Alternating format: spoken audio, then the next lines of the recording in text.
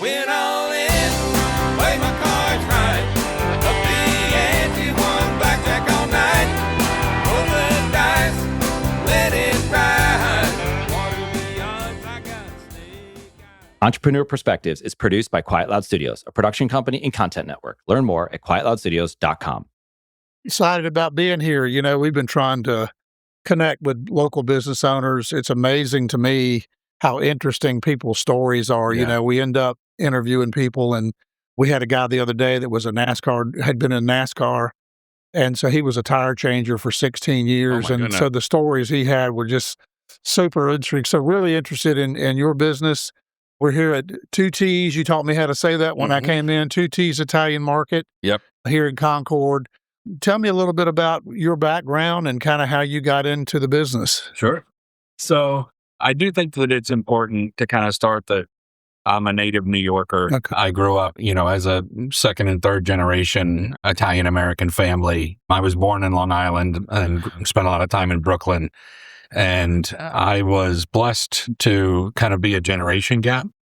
And so as a part of that, I was born with all but one of my great-grandparents alive. Oh, wow. So with some of my great-grandparents, I had 25 years. My great-grandmother passed when I was 25. So I kind of have a different generational perspective on family and family meals and Sunday suppers Oh, yeah. coming to the table. And I think one of the truest forms of love for me in all of my early years in childhood was centered around food, and centered around the table. And your Sicilian great-grandmother, making you pasta and meatballs and chicken cutlets and things like that. That's So cool. that was really a part of my upbringing and my family. And I had family members who were very proud, Italian immigrants and Italian transplants and Italian Americans. And, New York also supported that. Growing up in Astoria and Brooklyn and Queens and family and Long Island and stuff like that. So it was really kind of cool to have that perspective and enjoy that as a part of growing up.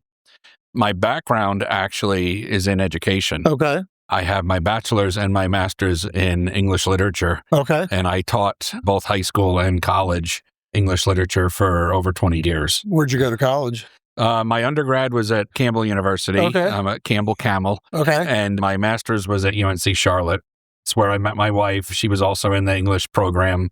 And I have kind of stayed at Charlotte after I graduated. I went into administration for a few years, but I'm actually still an adjunct at UNC Charlotte. Oh, wow. So I've still been able to scratch kind of both itches. When we opened up the Deli, it was post-COVID and teachers were still, teaching online and weren't on campus all the time. And I had the opportunity to continue teaching online courses. And so when we opened, I just kept that.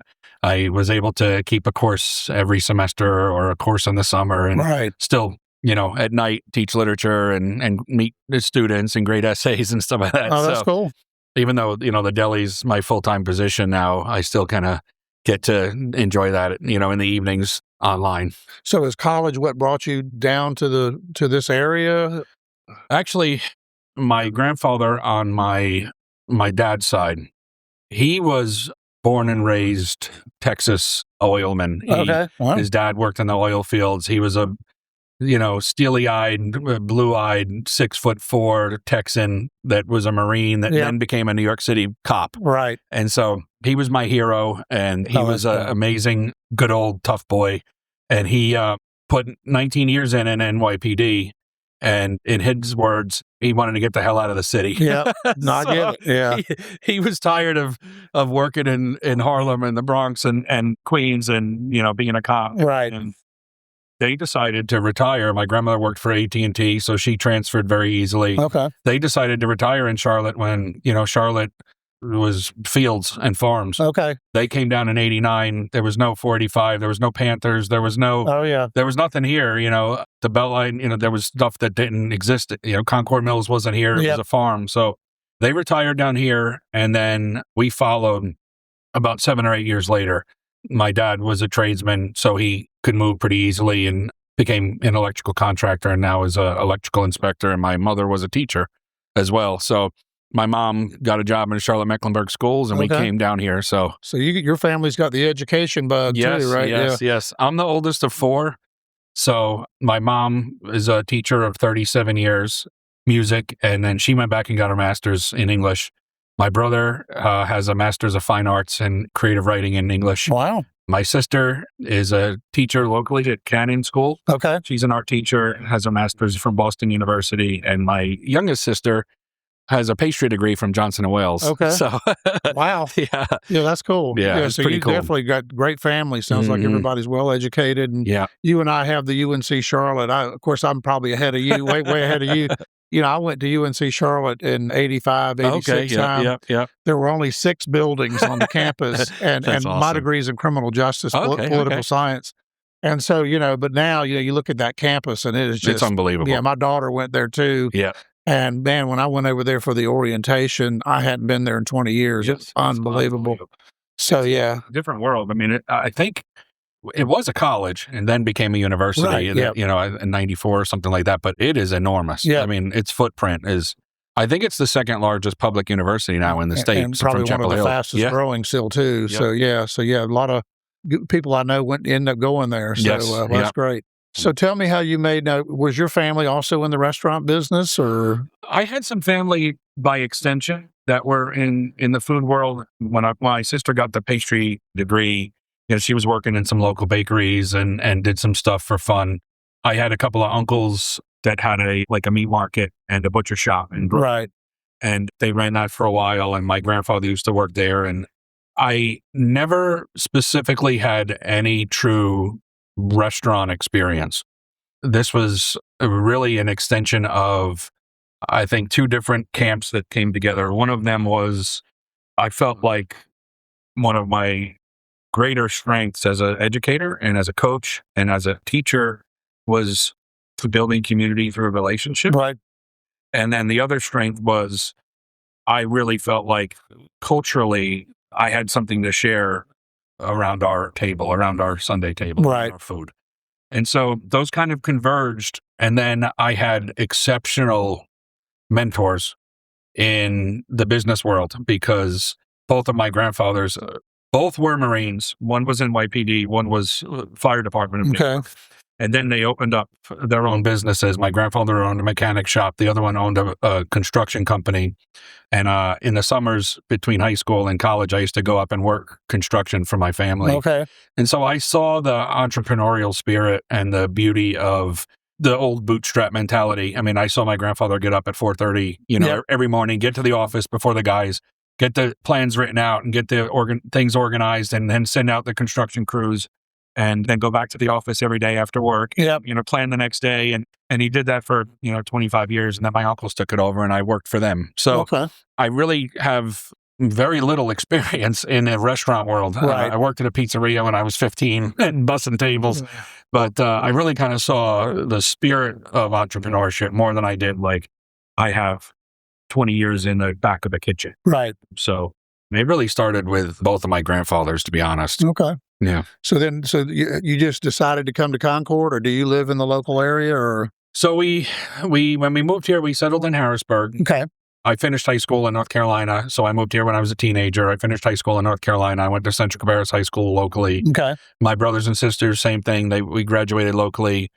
And then I taught in the area. Okay. And then after my master's and I met my wife, we got married and bought a house in Kannapolis. Okay. So my brother lives in Concord. My sister lives in Concord. I live in Kannapolis. My parents live in Concord. That's great. Your family. Yeah. I still have a grandmother alive, like I said, because of the generation gap. So my grandmother will be 85 this year. Wow. And she's local. She's in a little apartment about a couple miles from my house. So Concord has become the nucleus of where my family is and how we operate and what we've, dedicated our time to. Like I said, my mother's still a teacher. My sister's a teacher here. My baby sister, even though she has the pastry degree, opened up her own screen printing business. So she's kind of a small entrepreneur getting off the ground right now. Wow. So we are all local, and Concord, for me, had the resources and the community and the avenues that were, I think, ready in different stages of growth, ready to have a small business like ours. Right. like any small town, the chains and the large franchises were kind of here, but Concord, as it continued to grow and as the Cannonballers moved to Kannapolis, and then they redid Union Street and some things downtown, and Cabarrus Brewery and some other places that are local and friends of ours came in.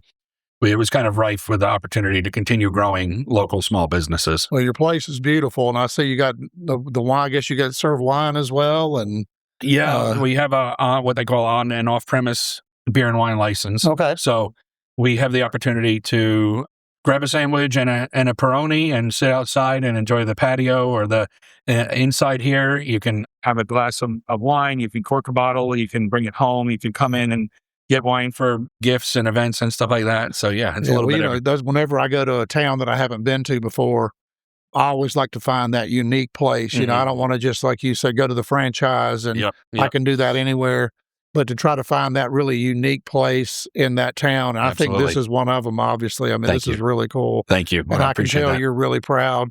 Now, when I came in, you were talking about Tutti's, what that meant, and then the phrase that's over your deli counter. Tell me a little bit about that.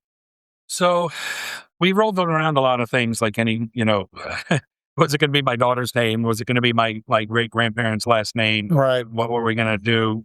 Tutti's is the Italian word for everyone or all. And there's a famous phrase in Italian, tutti a tavola mangiare, which means everyone to the table to eat. And so the core of my business and our business is we really, really wanted to honor those traditions of bringing people back to the table. We're overstressed, overrun, over microwaved, over DoorDashed, over, watching TV while And so meals have become, this byproduct of how much we've actually gotten away from the table. Right. Grab the Hot Pocket or microwave this or nuke this or, deliver this. And every single night together as a family, we ate dinner at the table.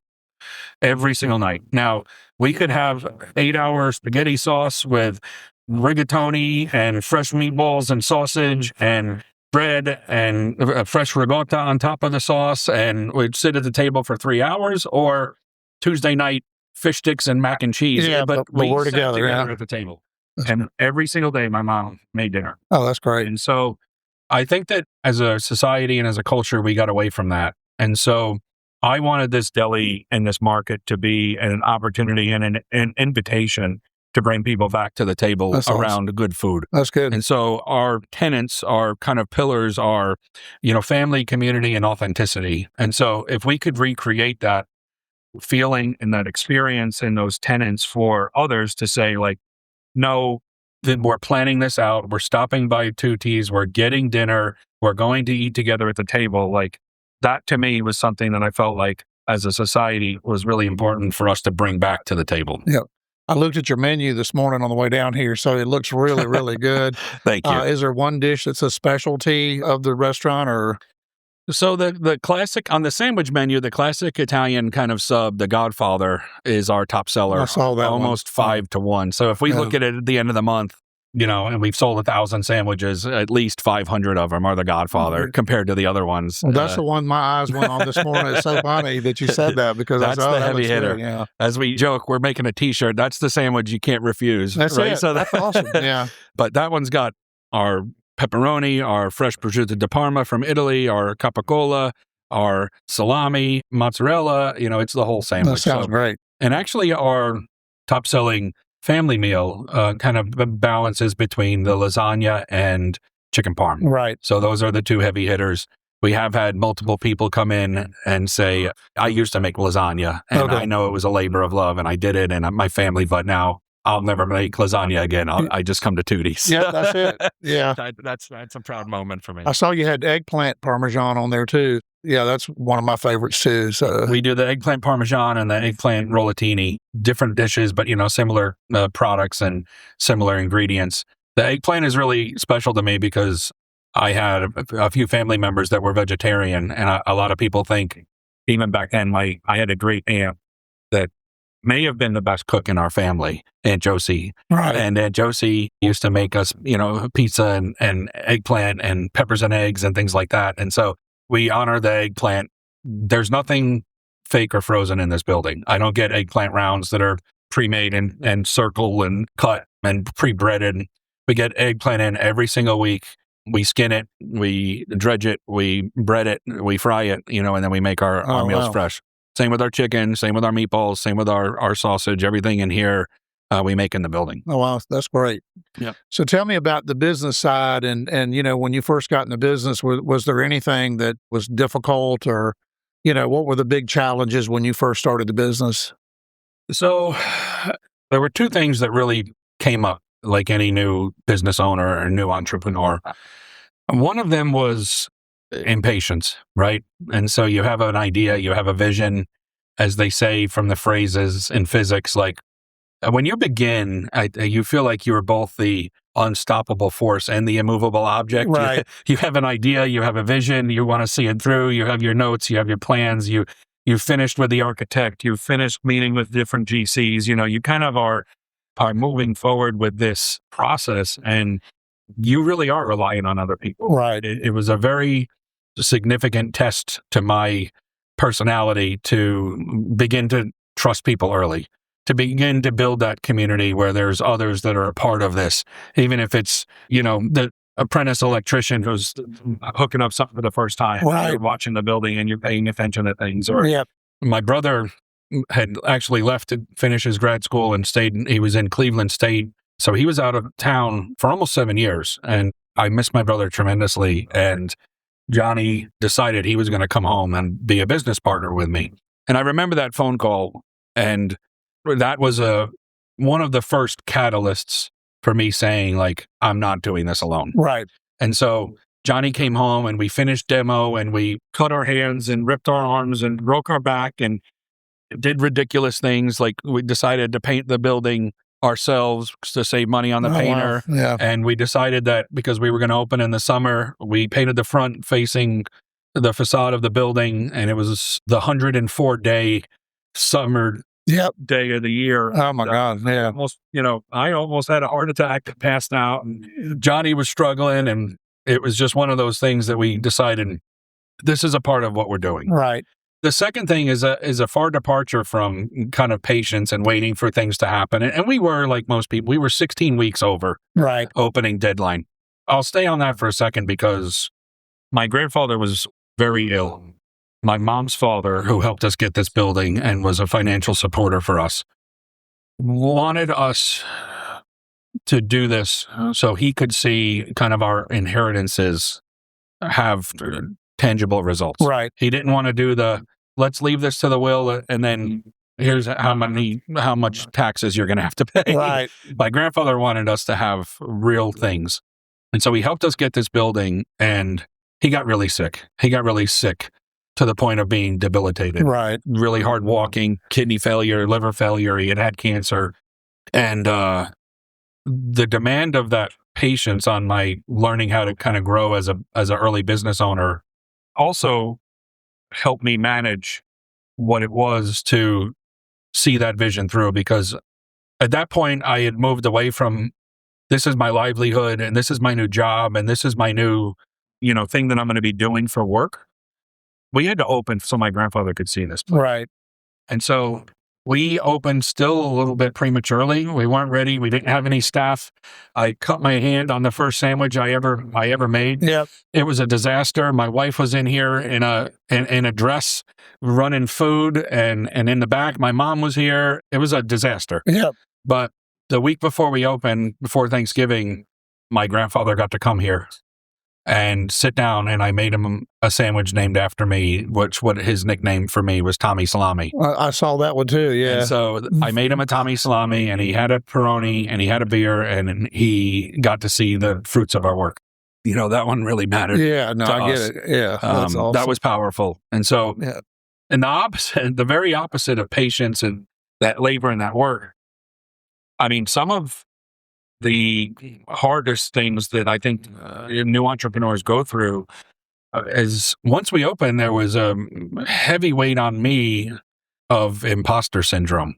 My brother and I have 2 master's degrees in English literature, right? And now we're running a food. What are we doing? Yeah. I mean, what the heck are we doing? Yep. What does this look like? How does it look?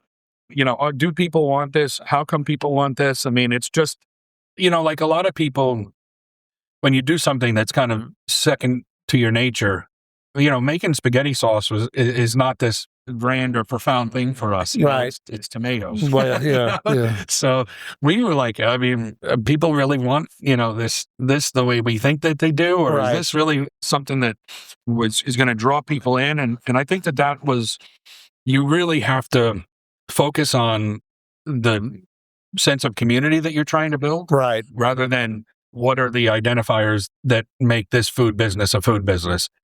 We make food at Tutti's, but we're in the people business. Right. Make no bones about it. Like, people can boil their own pasta. Right. People can open up their own can of tomatoes. Right.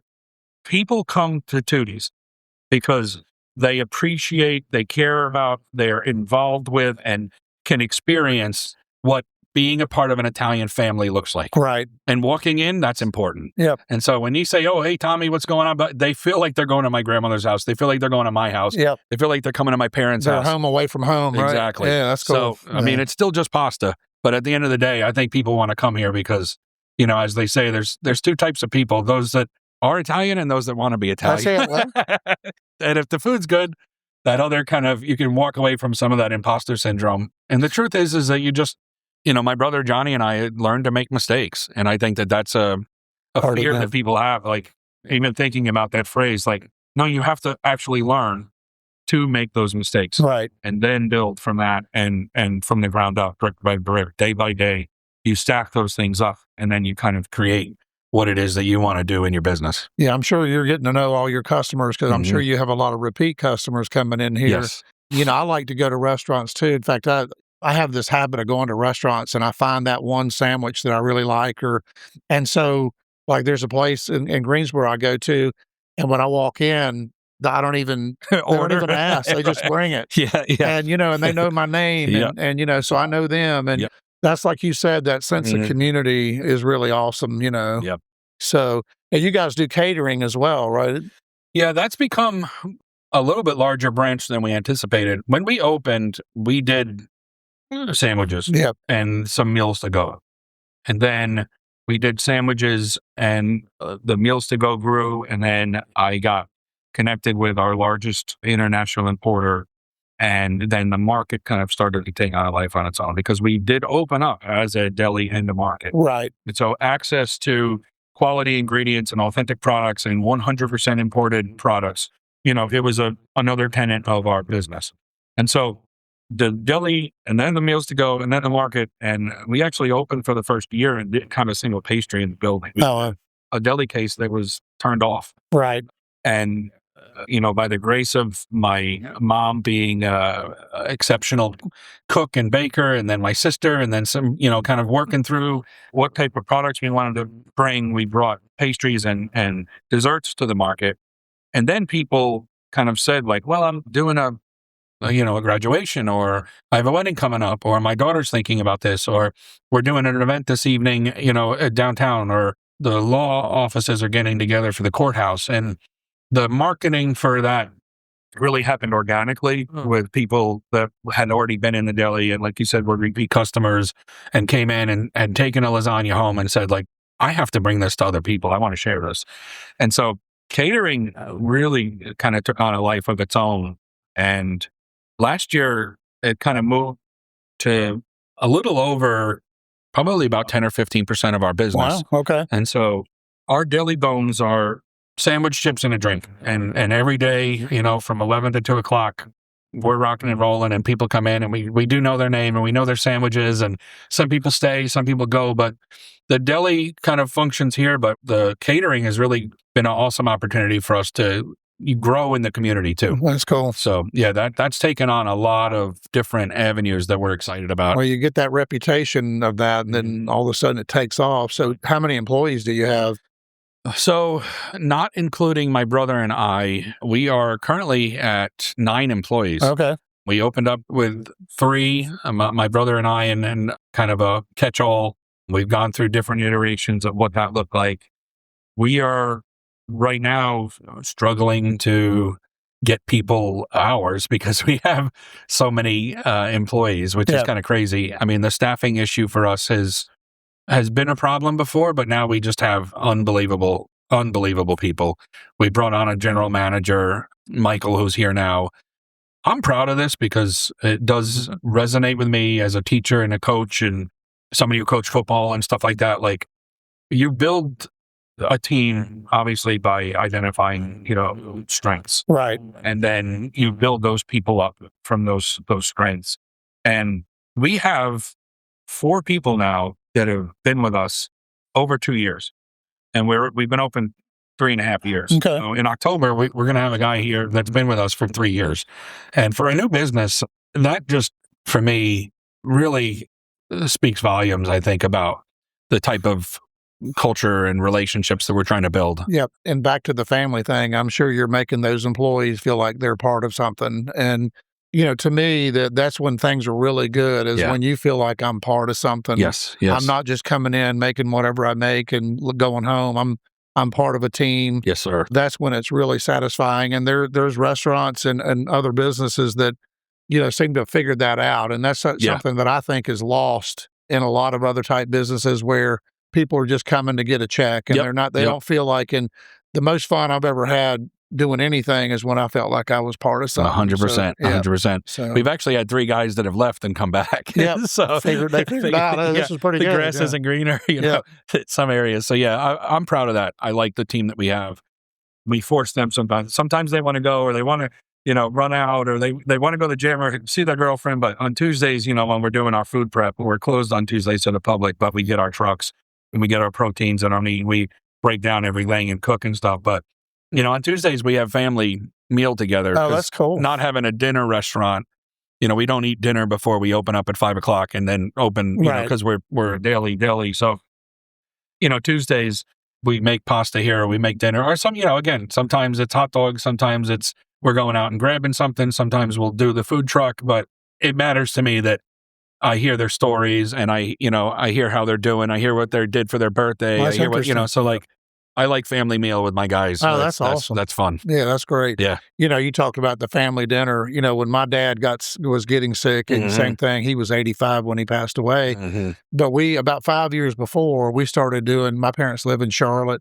They live in Mint Hill. And like you said, they moved there in 82. And I was asking them, why did you build your house out in the country? Right. And now, that area is just exploding. Yep. But, we started doing that family dinner and having that family dinner every Wednesday night. And like you said, sometimes it's, chicken, sometimes, but like you said, and I think my dad absolutely loved it. It was one of the things that he really enjoyed, even though physically he wasn't that great. Like the week before he died, actually, I could tell he wasn't feeling good. Yep. So I came over there on a Wednesday night and I said, Poppy, we could just stay home. Yeah. And he wanted to go. Right. Really, Didn't really want to cool. miss that. That's awesome. Yeah. That's so cool. I connect with you on that for sure. So that's awesome. anything else you want to tell us? I think this has been great. Thank you. And I have loved hearing about, and it's a great location and the building's beautiful and you literally have blood and sweat in it. Yeah. It was a cool opportunity because when we, growing up in Brooklyn and saw this building, I had looked at buildings online for like 6 months, but when we saw this building in person, this is the only building I physically came to look at. And I walked in and I was like, this is it. Oh, cool. And the stories here and the exposed ceiling and the brick and the block. No, it just felt like Brooklyn. It felt like an old school deli. And so, which is part of what we're doing. We're going, November will be 4 years. We've been really happy with how things have gone. And people joke about this, but the kind of Cheers mentality or the in New York, the I got a guy mentality, it really is a part of our deli. Like I want people to, this is where you come where we know your name. Yep. This is where you come and we know your sandwich and we know your family. We've seen marriages, we've seen funerals, we've seen babies born. And like any small business, you become a part of that community. And it makes me feel good at night to say like, no, Tommy's my guy. Like, no, go see Tommy, go to Tutti's. That's cool. And that's what we opened. I mean, that wasn't in Concord. And that's kind of why we're here. That's great. Well, I really have enjoyed talking to you. Thanks for your time. Thanks for listening to Entrepreneur Perspectives. This show is produced by Quiet Loud Studios, where we create podcast writing and original media. Learn more at quietloudstudios.com.